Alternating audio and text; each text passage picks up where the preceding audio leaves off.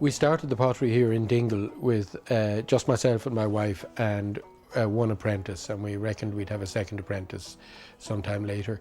But actually it began to do very well right from the beginning, and in the summer we would take in extra people, and there was very little employment here. There was no football team here at the time because everybody had to emigrate. There was no work.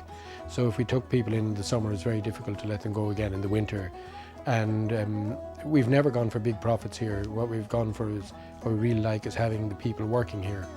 And they're all actually friends of ours, so that it just grew. Every year we take on a couple more, and it just grew and grew and grew organically.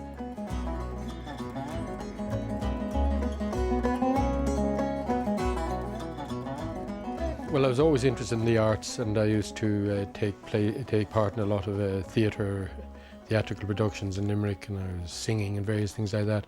Then when I went to Dublin, I met my wife, and she had done pottery as a teenager. She still was a teenager then, actually. She's about 19, but she had taken classes in Denmark, and then I went over to visit her, and we went around all the old potteries that were going out of existence at that stage.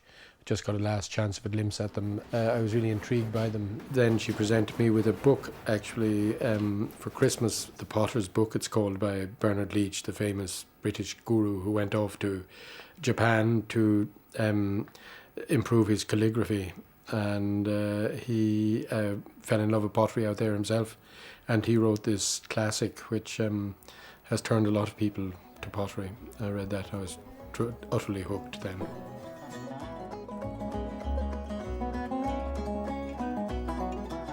I don't have any fixed principles about design. I am self-taught, and having worked as a cameraman for many years, you get a basic sense of proportion from that, because all your time was dealt with fitting things into the frame and getting nice balances and that. And I like things that are a little different from the ordinary.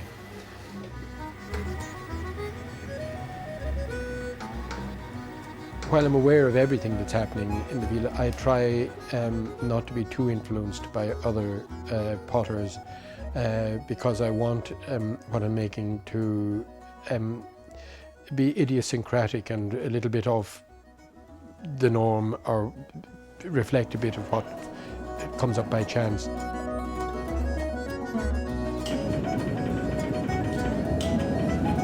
There is one thing in the pottery. I'll take advice and help and everything I get from everybody in the workshop, and they're all welcome to be part of everything we do.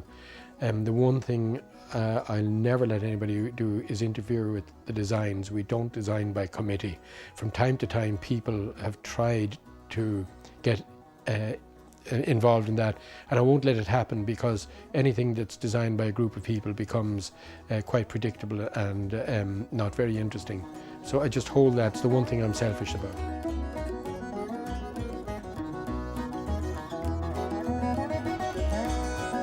Well, the most important thing we're after is to try and get life in the glaze, and to get depth, and to make sure the glaze always looks like an integral part of the pot, that it's one with the clay and not something that looks as if it's painted on top of something you fired beforehand.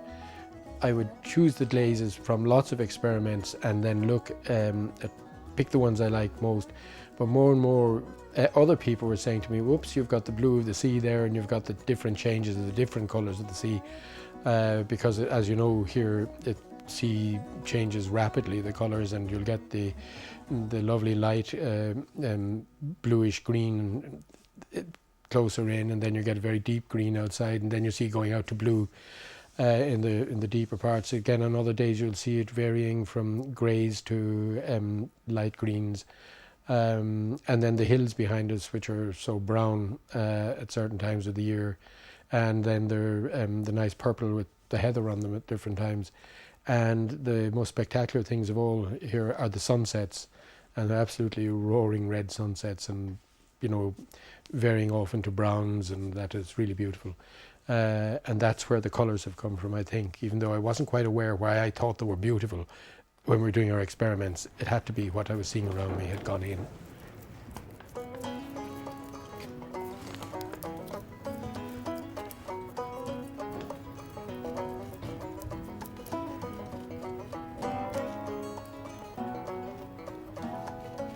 While we're very much after the artistic side of things and want to be the highest artistic quality, we are to the same extent chasing high technical quality, the hardest possible pottery we can make. I see no point in making anything that hasn't got a use or a function. And our pottery, and all pottery once upon a time, was seen as something for the kitchen, and you used finer stuff for the finer dining. But now everything we make is aimed at being used in the best of dining rooms, and when you want to impress at your dinner party and that sort of thing. But also it has to be up to our standards.